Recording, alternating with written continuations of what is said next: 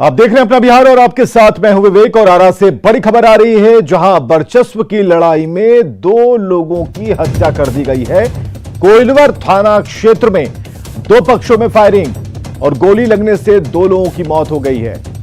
तो इस वक्त की बड़ी खबर हम आपको बता रहे हैं। आरा से यह बड़ी खबर है, जहां गोली लगने से 2 लोगों की मौत हुई है। यह वर्चस्व की लड़ाई थी। राजापुर कबालूचक बालूघाट पर गोलीबारी की घटना हुई है। मृतकों में एक का नाम दुर्गेश कुमार बताया जा रहा है। तो ये बड़ी खबर इस वक्त की हम आपको बता रहे हैं। वर्चस्व की लड़ाई में 2 लोगों की हत्या हुई है। आरा से बड़ी खबर, कोइलवर थाना क्षेत्र में 2 पक्षों में फायरिंग हुई है और इस वक्त मृतकों में एक का नाम दुर्गेश कुमार बताया जा रहा है। सारण में संदिग्ध परिस्थितियों में हो रही मौत का सिलसिला थमने का नाम नहीं ले रहा और आज 4 और लोगों ने दम तोड़ दिया। 15 लोगों की संदिग्ध मौत के बाद पुलिस भी मानने लगी है कि मौतें शराब पीने की वजह से हुई हैं। उधर पुलिस ने शराब माफिया मुन्ना महतो के घर से बरामद शराब की जांच करेगी।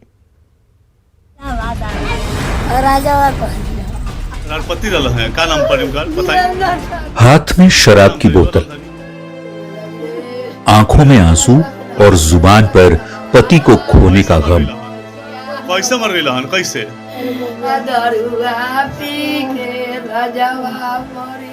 ये वो बदनसीब औरत है जिसके सुहाग को इसी शराब की बोतल ने मिटा दिया।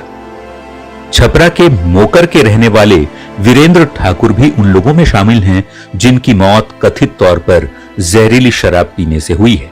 पति रहा है, क्या नाम पड़ी उनका बताइए। रुआ नाम था जी। बोले कैसे मर गई लहन? कैसे मर गई लहन? कैसे?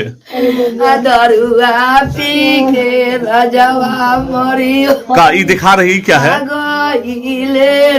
ये दिखा रही क्या है?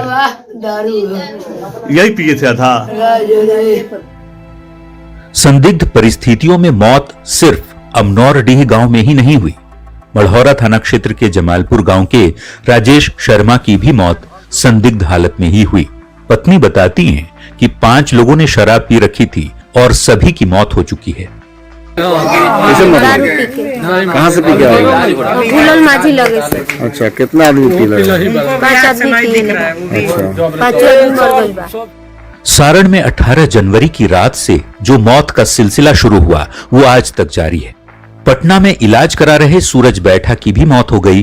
कहा जा रहा है कि उसने भी शराब पी रखी थी। सारण में अब तक 1 दर्जन से ज्यादा लोगों की मौत हो चुकी है। पहले पुलिस ने शराब के मौत के आरोप को सिरे से खारिज कर दिया था, लेकिन अब पुलिस भी मानने लगी है कि मौतें शराब से ही हुई हैं। खुद सारण एसपी ने कहा कि ये मौतें शराब की वजह से हुई और इस बात से इनकार नहीं किया जा सकता। इसकी संभावना से हम इनकार नहीं कर सकते, परंतु इसका सत्यापन, जैसा कि डीएम साहब ने भी कहा, मेडिकली और जो उसके लिए अनुसंधान होता है और जो भी चीज हमें प्राप्त हुआ है उसका लिंकेज इस घटना से है या नहीं, क्योंकि शराब की बरामदगी केवल उस जगह से भी नहीं बल्कि पूरे जिले में कई जगहों से हो रही है। तो इसका लिंकेजेस हमको एस्टेब्लिश करना है, उसी अनुसंधान में हम लोग लगे।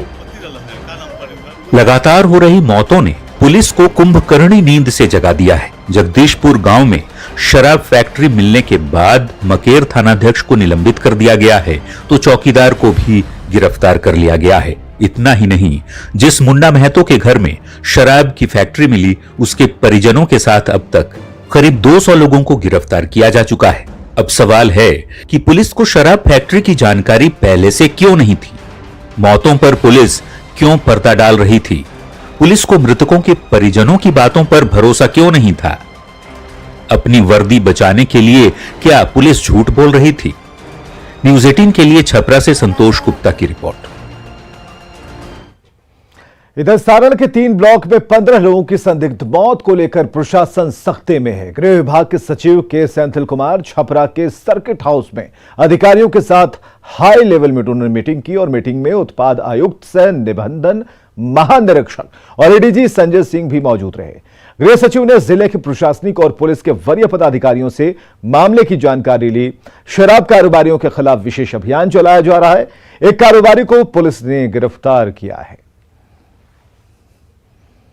काफ़ी लोगों ने जो भी उनका दाह संस्कार कर दिया है, पोस्टमार्टम नहीं हो पाया, मात्र 4 लोगों का ही पोस्टमार्टम हुआ है। तो उनके बारे में तो कुछ हम कंफर्म कह सकते हैं, बाकी के बारे में जांच चल रही है। लेकिन ये बात भी आई है कुछ लोगों ने शराब पी थी, तो इस पर जब पूरी जांच हो जाएगी और जो विसरा भी कुछ लोगों का प्रिजर्व किया गया उसके आने के बाद हम कुछ फिगर पक्का दे पाएंगे। समीक्षा हुई विस्तृत रूप से, एक जो व्यक्ति था उनके बारे में भी जानकारी दी गई और उस पर भी समीक्षा हुई, उनके कारण के बारे में भी हुई और पूरे परिस्थिति जो उत्पन्न हुई है उसको कैसे टैकल किया जाए और आगे इसको कैसे कंटेन किया जाए। किस प्रकार से जो अभियान चला करके बृहद पैमाने पर जागरूकता भी करना है कि अगर किसी के पास किसी भी प्रकार की चीज़ें उन्होंने इकट्ठा कर ली है कहीं से ले करके स्प्रीट या शराब, तो उसको सेवन नहीं करना है बल्कि उसको फेंक देना है अगर वो कहीं भी रखे हुए हैं। इस बात की जागरूकता का भी बहुत ज़रूरत है। और मोतिहारी से बड़ी खबर है, जहां एयरफोर्स अधिकारी हत्याकांड में कुर्की जब्ती की गई है। बड़ी खबर इस वक्त की मोतिहारी से, जहां एयरफोर्स अधिकारी हत्याकांड में कुर्की की गई है। आरोपियों के घर हुई है कुर्की जब्ती। फरार आरोपियों के घर पर बुलडोजर चला है, घर की खिड़कियां दरवाजे तोड़े गए हैं। संग्रामपुर के बिंद टोली में कार्रवाई की गई। एयरफोर्स ऑफिसर की चाकू गोदकर हत्या हुई थी। आलोक तिवारी की शराब कारोबारियों ने हत्या की थी, जिसमें कुर्की जब्ती की गई है। तो ये तस्वीरें हम आपको दिखा रहे हैं, जहां एयरफोर्स अधिकारी हत्याकांड में कुर्की की कार्रवाई चल रही थी और खिड़कियां दरवाजे सभी को उखाड़ा जा रहा है, कुर्की की कार्रवाई की जा रही है। फरार आरोपियों के घर पर बुलडोजर चला है। इधर नालंदा के सोसराय थाना क्षेत्र के छोटी पहाड़ी में 7 घरों में इश्तेहार चिपकाया गया है। जहरीली शराब कांड में 13 लोगों की मौत हुई और इसके बाद लगातार पुलिस का छापेमारी अभियान जारी है। कई आरोपी फरार हैं और उन लोगों के घरों पर इश्तेहार चिपकाया गया है। साथ ही 2 दिनों की मोहलत भी दी गई है। अरवल के कलेर थाना पुलिस ने ट्रक से भारी मात्रा में विदेशी शराब को जब्त किया है। आलू की आड़ में शराब की तस्करी हो रही थी, लेकिन पुलिस ने छापेमारी कर NH 139 पर शराब लदे ट्रक को जब्त कर लिया है। जब्त शराब की कीमत 10 लाख रुपए बताई जा रही है। पुलिस ट्रक के ड्राइवर और सहायक को हिरासत में लेकर पूछताछ कर रही है।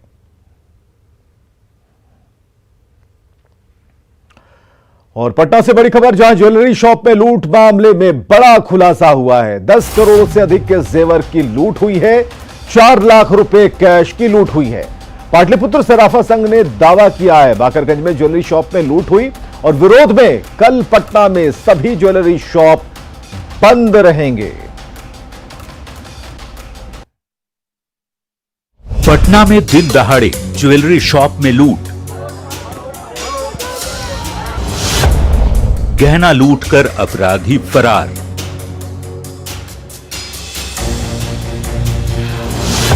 पटना पुलिस पर बड़ा प्रश्न चिन्ह।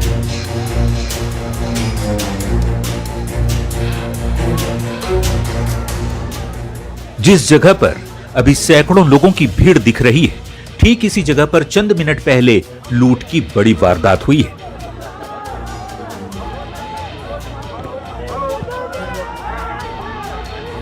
तस्वीरें पटना के बाकरगंज इलाके की हैं। बाइक से आए अपराधियों ने SS ज्वेलर्स में लूट की घटना को अंजाम दिया और फरार हो गए। और एक बार फिर से एक बड़ी घटना बाकरगंज इलाके में, जहां पर लॉ एंड ऑर्डर को लेकर बड़ा सवाल उठ खड़ा हुआ है। जो अपराधी थे वो यहाँ हथियारों से लैस होकर पहुंचे, उसके बाद लूट की घटना को अंजाम दिया और फिर उसके बाद यहाँ पर जो नाराज कारोबारी हैं उन्होंने अपनी दुकानें बंद कर रखी हैं और यहाँ पर हुजूम जो है वो इकट्ठा हो गया है। प्रत्यक्षदर्शियों की माने तो बाइक पर सवार होकर 4 अपराधी आए थे, जिन लोगों ने दिन दहाड़े लूट की वारदात को अंजाम दिया और बैग में गहने भरकर भागने लगे। भागने के दौरान बाइक का संतुलन बिगड़ गया, जिसकी वजह से बैग के साथ एक अपराधी लोगों के हत्थे चढ़ गया। एक अपराधी भागते के क्रम में मोटरसाइकिल भी गिर गया और भाग गए, जिसमें एक अपराधी पकड़ा गया है और गांधी मैदान थाना में है। उसके साथ में मामूली सामान रिकवर हुआ है। दिन दहाड़े राज्य की राजधानी में हुई लूट की घटना को लेकर व्यापारियों में जबरदस्त गुस्सा है। घटना से नाराज व्यवसायियों ने दुकानें बंद कर दी हैं। नहीं, क्या नाराज नहीं होंगे तो क्या करेंगे आपका? बोलिए, नाराज नहीं होंगे। आज 50 बरस से हम यहाँ काम लूट की सूचना के बाद पुलिस भी मौके पर पहुंची, लेकिन जब दिन दहाड़े हुई लूट पर सवाल हुआ तो सिटी एसपी ने चुप्पी साध ली। कुछ भी बताना सही नहीं रहेगा। रुजाइए आप लोग थोड़ा बता दो सर बिल्कुल ये सिटी एसपी हैं अमरीश राहुल हैं, और जब घटना हो जाती है तो अधिकारियों की इसी तरीके से चुप्पी हो जाती है, और एक अदना सा चोर पकड़ा जाए तो बड़ा सा प्रेस कॉन्फ्रेंस भी हो जाता है। तो ये है पटना पुलिस और पटना पुलिस के आला अधिकारी। सवाल है कि क्या सिटी एसपी के चुप्पी साध लेने से पटना की कानून व्यवस्था बेहतर हो जाएगी, क्योंकि पटना पुलिस अपराधियों पर नकेल लगाने में फेल साबित हो रही है। अभी 2 दिन पहले ही राजीव नगर इलाके में बदमाशों ने ज्वेलरी शॉप के मालिक को गोली मार दी थी, और अब बाकरगंज में दिन दहाड़े ज्वेलरी शॉप में लूट हो गई। न्यूज 18 के लिए पटना से संजय कुमार की रिपोर्ट। इधर बिहार विधान परिषद चुनाव में बीजेपी 13 सीटों पर चुनाव लड़ेगी। डिप्टी सीएम तारकिशोर प्रसाद ने ऐलान किया है। दिल्ली में उन्होंने कहा कि जिनके पास जितनी सीटें हैं वो उतनी सीटों पर चुनाव लड़ेगा। हिंदुस्तानी अवाम मोर्चा और सीट देने पर तारकिशोर प्रसाद ने कहा कि इस पर बाद में बात होगी। हालांकि प्रदेश बीजेपी अध्यक्ष डॉक्टर संजय जायसवाल खुलकर कुछ भी बोलने से बचते रहे। उन्होंने कहा कि केंद्रीय नेतृत्व इसका फैसला करेगा। उन्होंने यह भी कहा कि एनडीए पूरी तरह एकजुट है। चुनाव में तो जिनके पास जितनी सीटें हैं उन सीटों पर हम लोग चुनाव लड़ेंगे। यानी कि जो सीटिंग है जिनके पास वो 13 आपके पास सीटिंग है, यानी माना जाए बीजेपी 13 पे चुनाव लड़ेगी। हाँ तो 13 और उनके पास 11 है तो उस पर लड़ेंगे और लड़ेंगे हम लोग। वीआईपी और हम मांझी भी मांग रहे हैं सीट। नहीं ठीक है, जब उनसे हम लोग बैठेंगे बात करेंगे तो फिर बात होगी। मतलब ये माना केंद्रीय नेतृत्व के पास हम लोगों ने अपनी बात रखी है कि हमारी इतनी सीटें हैं, उनकी इतनी सीटें हैं। अब उसमें से क्या होगा, कितनी सीटें गठबंधन में जाएंगी और क्या करेगा, ये केंद्रीय नेतृत्व तय करेगा। यह तय करना कभी भी प्रदेश का काम नहीं होता है। हमने केवल अप्राइज किया कि हमारी कितनी सीटें हैं और उनकी कितनी सीटें हैं और कितनी सीटें विरोधी दलों के पास है। और नीति आयोग की रिपोर्ट में बिहार भले ही फिसड्डी राज्यों की लिस्ट में शामिल हो, लेकिन बिहार के कई जिलों ने विकास कार्यों में बेहतर परफॉर्म किया है। आयोग ने बिहार के कई जिलों को एस्पिरेशनल घोषित किया था और इन जिलों को उनके परफॉर्मेंस के आधार पर विकास कार्यों के लिए राशि दी जा रही है। आयोग ने विकास कार्यों के लिए खगड़िया को देश भर में अव्वल स्थान दिया है। इसके अलावा जमुई, पूर्णिया, बेगूसराय और नवादा को भी एस्पिरेशनल डिस्ट्रिक्ट घोषित किया गया है। पहले नंबर पर आने के लिए खगड़िया को 10 करोड़ रुपए दिए गए हैं, जबकि नवादा को 3 करोड़, जमुई को 2 करोड़ रुपए दिए गए हैं। शिक्षा मंत्री विजय चौधरी ने कहा कि बिहार में बेहतर काम हो रहा है, इसलिए विशेष दर्जे की मांग की जा रही है ताकि तेजी से विकास हो।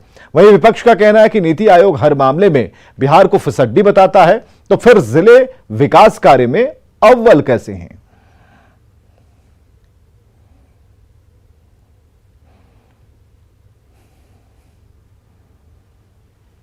में पूरे देश में उन जिलों का अपना स्थान हासिल हुआ है। तो इसके लिए तो सबसे पहले बिहार सरकार बधाई का पात्र है और विशेष रूप से मुख्यमंत्री जी के निर्देश पर जो यहाँ पर कार्यक्रम चलाए जाते हैं उसमें कुछ जिलों ने पूरी तत्परता से उसे लागू किया है और आज वो राष्ट्रीय पैमाने पर अपनी पहचान बना चुके हैं। नीति आयोग एक और तो कुछ जिलों में ये बता रही है कि उसको सम्मान दे रही है कि अच्छा काम हुआ, लेकिन ओवरऑल हर रिपोर्ट में नीति आयोग बिहार को सबसे फिसड्डी राज्य बता रहा है। तो हमारा तो ओवरऑल जो फिसड्डी बिहार है नीचे से टॉप करा रहा है, उसी रिपोर्ट को हम मानेंगे। सत्ता पक्ष और विपक्ष में बयानबाजी जारी है, लेकिन जानकारों का कहना है कि रिपोर्ट से साफ है कि बिहार में तेजी से विकास हो रहा है। खासकर सरकार की तरफ से चलाई जा रही योजनाओं के अच्छे नतीजे आ रहे हैं। नीति आयोग का जितना रिपोर्ट है वो अमूमन इंडेक्सिंग के ऊपर होता है, डिफरेंट राज्यों को रैंकिंग किया जाता है। उसमें आप बिहार का यदि परफॉर्मेंस देखेंगे, उसका रैंकिंग नहीं परफॉर्मेंस, तो वो परफॉर्मेंस करीब करीब सारे राज्यों में बेहतर है। कई एक मापदंड में हम लोग बहुत ही आगे हैं। सचिन तेंदुलकर के फैन सुधीर कुमार की एक पुलिसकर्मी ने पिटाई कर दी। मुजफ्फरपुर जिले के टाउन थाने के मुंशी ने उन्हें 2 लात मारी और गाली देकर थाने से भगा दिया। घटना देर शाम की बताई जा रही है। एक चर्चित हस्ती के साथ ऐसी घटना से लोग हैरान हैं। जिस थाने में सुधीर के साथ यह घटना हुई, इस भवन का उद्घाटन भी सुधीर ने ही किया था। दरअसल मामला उनके चचेरे भाई किशन कुमार से जुड़ा है। गुरुवार को टाउन थाने की पुलिस ने सुधीर के भाई को हिरासत में लिया था। सुधीर भागते हुए टाउन थाना पहुंचे, देखा कि उनका भाई हवालात में बंद है। वे उससे पूछने लगे कि किस मामले में उठाया है। सुधीर इसी सिलसिले में अपने भाई से बात कर रहे थे, तभी उस थाने का एक मुंशी गुस्से से बाहर निकला और गाली देना शुरू कर दिया। जब सुधीर ने इसका विरोध किया तो मुंशी मारपीट पर उतारू हो गया, लातों से मारने लगा और इसके बाद सुधीर वहां से चुपचाप बाहर निकल गए। फिर डीएसपी से शिकायत की, जिसके बाद डीएसपी ने जांच के आदेश दे दिए हैं। जैसे ही उनको लॉकअप के करीब बुलाए तो पता नहीं कि हम तो नहीं पहचाने उन पदाधिकारी को, तो अभी पता चले कि वो मुंशी जी थे यहाँ के। तो उन्होंने मुझे हाथ भी उठाया, लेकिन हाथ तो नहीं मारे, लेकिन 2 लात पैर पे मारे। बस हमें बहुत दुख हुई, क्योंकि हम भी भाषा का उपयोग किया गया। हाँ, अभद्र भाषा। और हमें याद है कि इस थाने का जिस दिन ओपनिंग था, हम सेलिब्रिटी बनकर इसी थाने में आए थे, लेकिन आज मुझे ऐसा बिहेवियर, यानी ऐसे पता चल जाता है कि आम जनताओं के साथ क्या रवैया अपनाते होंगे। पटना में पड़ रही कड़ाके की ठंड के बीच सबसे ज्यादा परेशानी सड़कों पर रहने वाले लोगों को हो रही है और ऐसे में पटना के डीएम डॉक्टर चंद्रशेखर सिंह लगातार सड़कों पर घूम रहे हैं। रैन बसेरा और फुटपाथ पर रहने वाले लोगों के लिए अलाव और कंबल की व्यवस्था करने के अलावा उनसे संवाद कर रहे हैं। जायजा लिया हमारे सहयोगी संजय कुमार ने। निकले हैं सड़कों पर, बेसिकली क्या पर्पस है? पिछले 2-3 दिनों से लगातार आपका चल रहा है ये मॉनिटरिंग और काम। ये जब से शीतलहर चली है तब से हम लोग शुरू किए हैं और सभी महत्वपूर्ण जगह पर जहाँ की लोग रहते हैं रात में अलाव जले और उसके साथ रैन बसेरा जो हम लोगों का उसमें सब मुकम्मल इंतजाम रहे, उसको देखने के लिए हम लोग लगातार निकल रहे हैं। सभी पदाधिकारियों को हम बोले हैं कि रात में निकलेंगे लोग, तो सभी एसडीओ और हम लोग भी रात में निकलते हैं। एडीएम आपदा भी हैं, सीओ हैं। पहचान रहे हैं? जी हाँ। कौन है ये? डीएम साहब। डीएम साहब हैं जी सर। तो रोज आते हैं? रोज जी हाँ, हम लोग। तो कैसा लगता है? बहुत अच्छी बात है, आ रहे हैं, हम लोग का दुख सुख समझ रहे हैं। पहले वाकई में तकलीफ थी आप लोगों को? जी। क्या तकलीफ होती थी? सोने उने का तकलीफ था, इधर उधर भटक रहे थे, आग का कमी था। तो आने लगे तो क्या? आग डीएम साहब जब आने लगे तो क्या? आग का व्यवस्था है, सोने का भी व्यवस्था है। अच्छा, देश की सबसे बड़ी कंपनी रिलायंस इंडस्ट्रीज ने अपने अक्टूबर से दिसंबर तिमाही के बीच नतीजों की घोषणा कर दी है और इस दौरान कंपनी को तकरीबन 20,539 करोड़ रुपए का शुद्ध मुनाफा हुआ है, जो पिछले साल इसी अवधि की तुलना में 37.9% ज्यादा है। इस दौरान कंपनी की आय 2.09 लाख करोड़ रुपए रही, जो पिछले साल की तुलना में 52.2% ज्यादा है। और इस अवधि में रिलायंस की टेलीकॉम कंपनी जियो की प्रति ग्राहक महीने की कमाई सितंबर की तुलना में 7 रुपए बढ़कर दिसंबर में 151 रुपए 60 पैसे हो गई और जियो ने इस दौरान 3 करोड़ 46 लाख नए ग्राहक बनाए हैं, जिससे कुल ग्राहकों की संख्या हो गई है 42 करोड़ 10 लाख को पार कर गई। और इस दौरान जियो प्लेटफॉर्म का फायदा पिछले साल के मुकाबले 8.8% बढ़कर 3,795 करोड़ रुपए रहा। वहीं रिलायंस रिटेल की अगर बात करें तो ग्रॉस रेवेन्यू 57,714 करोड़ रुपए रहा, जो पिछले साल के इसी अवधि में 52.5% ज्यादा है। और इस सेगमेंट का फायदा 23.40% दर से बढ़कर 2,259 करोड़ रुपए रहा। इस दौरान कंपनी ने रोजाना 9 स्टोर खोलने की दर से 837 नए स्टोर खोले। अब देश में रिलायंस रिटेल की संख्या बढ़कर 14,412 हो गई है। और इस बारे में चेयरमैन मुकेश अंबानी ने कहा है कि इस तिमाही के नतीजे शानदार हैं। हमारे सभी बिजनेस ने मजबूत योगदान दिया है। हमारे कंज्यूमर, बिजनेस, रिटेल और डिजिटल सेवाओं ने रिकॉर्ड रेवेन्यू हासिल किया है। हम साल 2035 तक कार्बन उत्सर्जन 0 के मिशन पर अग्रसर हैं। साथ ही देश के 1000 शहरों में 5G कवरेज की तैयारी में हैं। और आगे देखिए जोहार झारखंड।